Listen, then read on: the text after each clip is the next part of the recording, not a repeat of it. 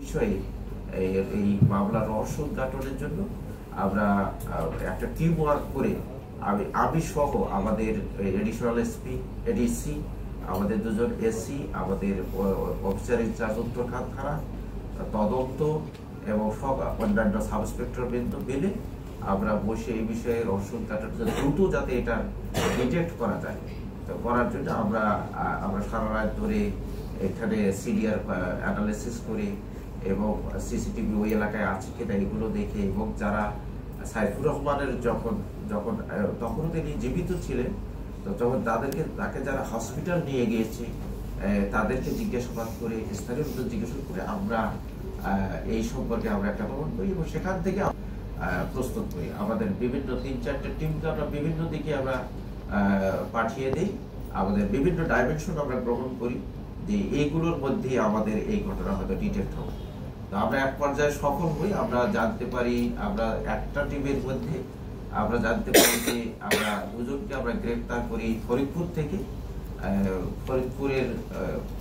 থেকে দুজনকে স্বামী স্ত্রী দুজনকে গ্রেফতার করে আমরা নিয়ে আসার পরে আমরা জিজ্ঞাসাবাদ করে আমরা জানতে পারি যে এদের একজনের নাম হচ্ছে নাজেম তার স্ত্রীর নাম হচ্ছে রূপা নাজেমের বয়স হবে 21 বছর বা 22 বছর রূপার বয়স হবে 20-21 বছর তো তারা 6-7 মাস আগে মোবাইলের এই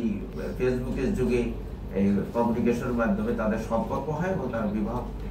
বন্ধনে আবদ্ধ হয় তো নাজেমের বাড়ি হচ্ছে নীলফামারীর এই জলঢাকা আর তার ওয়াইফ যে রূপার বাড়ি হচ্ছে সালতা ফরিদপুর তো এরা যে রংপুর থেকে মূলত রংপুর থেকে আসে লালমনি এক্সপ্রেসে এসেছে ইয়াতে কমলাপুর রেল স্টেশনের নামে এরা আবার পরবর্তীতে চলে যাবে ফরিদপুরে চলে যাবে ট্রেনের জন্য তারা ওয়েট করতেছিল 8 নম্বর প্ল্যাটফর্মে এক পর্যায়ে এই নাজেম তার স্ত্রীর বললো যে আমি নাস্তা নিয়ে আসি তুমি এখানে ওয়েট করো ইন দ্য মিন টাইম রূপা কিছুটা ঘুমিয়ে পড়েছে তার ব্যাগ তার যে জিনিসপত্র পার্স ছিল এগুলো হারিয়ে যায় এরপর সেই রূপা তখন একটু সম্বিত ফিরে পেয়ে সে খোঁজাখুঁজি করে দেখে তার ব্যাগ হারিয়ে গেছে তার পার্স হারিয়ে গেছে তখন সে আশেপাশের লোকজনকে জিজ্ঞেস করতেছিল একটা পর্যায়ে আর একটা মহিলা যাচ্ছিল তাকে সে ডেকেছে কিন্তু ওই এলাকায় সাইফুর রহমান ভূঁইয়া ওই জায়গাটার মধ্যে যাচ্ছিল সে কাছাকাছি এসে তাকে জিজ্ঞেস করলো যে তুমি কি আমাকে ডেকেছো তখন রূপা বলেছে যে না আমি আপনাকে ডাকিনি আমি ওই মহিলাকে ডেকেছি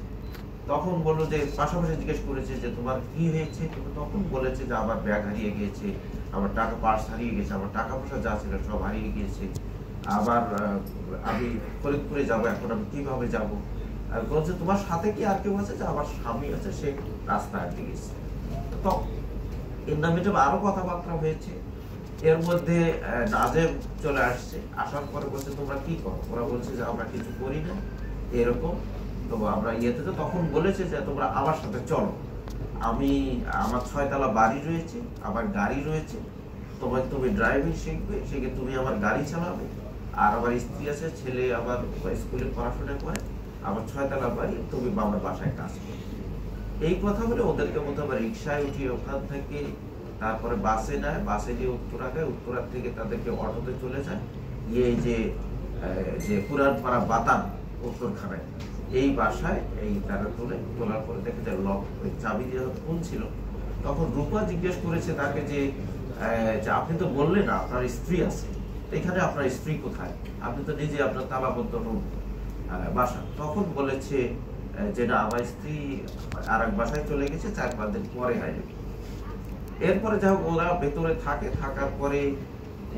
এরপর এটা হচ্ছে আপনার রোজার আগের দিনের কথা পরের দিন রোজা শুরু হবে তো এর মধ্যে আপনার এই যে থাকার মধ্যে আস্তে আস্তে রূপা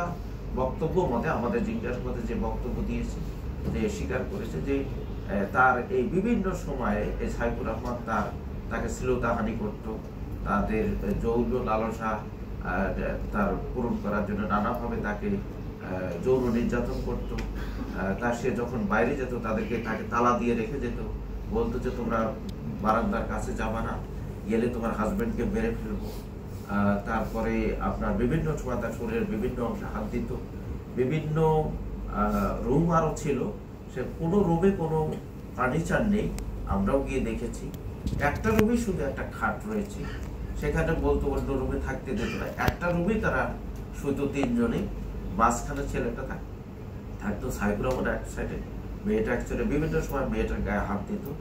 তো সেই এইভাবেই চলছিল। মেয়েটা খুবই বেশি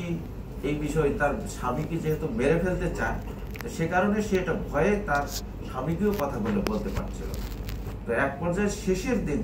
যেটা হচ্ছে 9 তারিখ দিবাগত রাতে, 10 তারিখ শুরুতে যেটা হয়েছে, তিনজন একসাথে শুয়েছে। এক পর্যায়ে মেয়েটা গায়ে এসে হাত দিচ্ছিল, ওই ছেলেটার হাত উপর দিয়ে দেওয়ার পরে, তারপরে কিছুক্ষণ পরে ছেলেটা যখন ঘুমিয়ে গিয়েছে, রূপার হাজব্যান্ড নাজেম, তখন সে থেকে উঠে গিয়ে তাকে করার জন্য, হয়তো রেপ করার জন্য তাকে শরীরে উঠেছে। এক পর্যায়ে এই ধস্তাধস্তির পর্যায়ে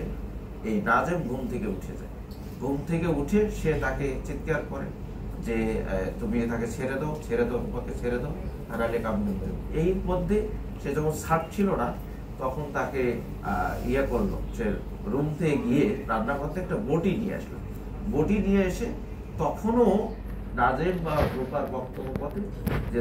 তার শরীরের উপরেই হচ্ছে আপনার সাইফুর রহমান ভূঁইয়া, তখন তাকে কোপানো শুরু করে এই বটি দিয়ে। মাথার এই খুলিতে অনেকগুলো কোপ রয়েছে। এরপর যে ঠেকাতে যাচ্ছিল, তার হাতের অনেকগুলো কোপ রয়েছে, অনেকগুলো কোপ খেয়েছে শরীরের বিভিন্ন জায়গায়।